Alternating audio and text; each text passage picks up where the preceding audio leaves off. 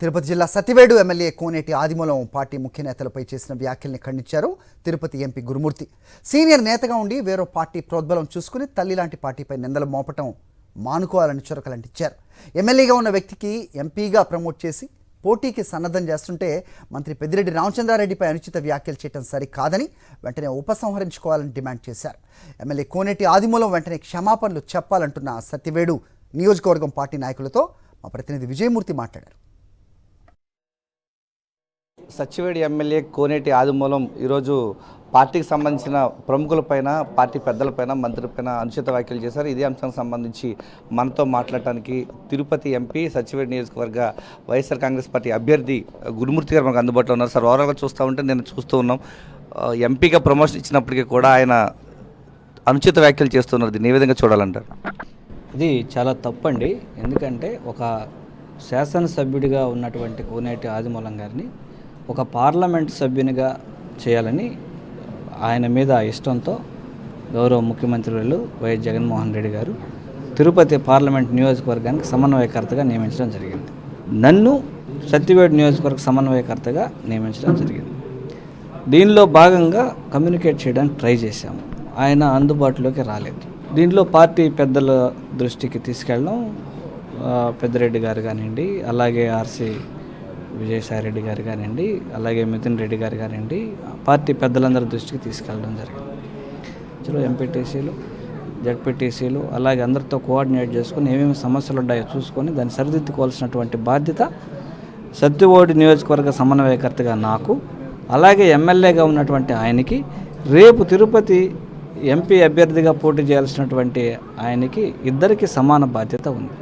ఆ బాధ్యతల నుంచి తను తప్పుకొని తన వేరే రకమైనటువంటి ఆలోచనలు పెట్టుకొని పార్టీ పెద్దల మీద, పార్టీలో ఉన్నటువంటి ఎస్సీలకు గౌరవం లేదని మాట్లాడడం చాలా తప్పు. తను ఏదో మనసులో పెట్టుకొని ఇట్లాంటి అనుచితమైనటువంటి వ్యాఖ్యలు చేశారు. ఇతర పార్టీలతో సత్సంబంధాలు పెట్టుకుని సొంత పార్టీ పైన విమర్శలు చేసినటువంటి నైజాన్ని ఏ విధంగా చూడాలంటారు? ఆయనకి ఫస్ట్ నుంచి ఇదే వైఖరి అండి. ఆయన ఖచ్చితంగా తెలుగుదేశంలో చేరాలనే ఉద్దేశంతోనే ఒక వారం నుంచి తెలుగుదేశం నాయకులతో మంత్రాలు జరుపుతున్నారు. ఈరోజు పెద్ద దిక్కైన జిల్లాకే పెద్ద దిక్కైన రామచంద్రనాయుడు గారి మీద కులం పేరుతో, క్యాస్ట్ పేరుతో ఈ విధంగా మాట్లాడడం తప్పు. ఎందుకంటే జగన్మోహన్ రెడ్డి గారు ఒక పేదోడు అని చెప్పి 2 పర్యాయాలు సీట్ ఇచ్చి ఆయన ఏమి ఖర్చు పెట్టలేదండి, ఆయన ఏమి తిరగలేదండి. సత్యవేడు కేడరు నాయకులు ఆయన మోశారు. ఈరోజు కేడర్ని ఎవరికి చెప్పకుండా మోసం చేసిపోవడం చాలా దుర్మార్గం చర్య. అంటే జిల్లాకు పెద్ద దిక్కుగా ఉన్నటువంటి మంత్రి పెద్దిరెడ్డి రామచంద్రారెడ్డి పైన అనుచిత వ్యాఖ్యలు, దీన్ని ఏ విధంగా చూడాలంటారు? చాలా తప్పు సార్. ఆయన తల్లి పాలు దాగి రొమ్ము దున్నట్టు ఉంది. కార్యకర్తలు మా ఇష్టంగా అందరూ 3000 మంది ఒక పిలుపుతో వాళ్ళ సొంత వాహనాలు పెట్టుకొని తిరుపతికి వచ్చాం. పెద్ద ఆయన కలిసాము, బాగా మాట్లాడారు. ఎంపీ గారు, మా ఎమ్మెల్యే గారు అభ్యర్థి అందరితో పరిచయాలు చేసుకున్నారు. పోకూడదనే దానికి నువ్వెవరు?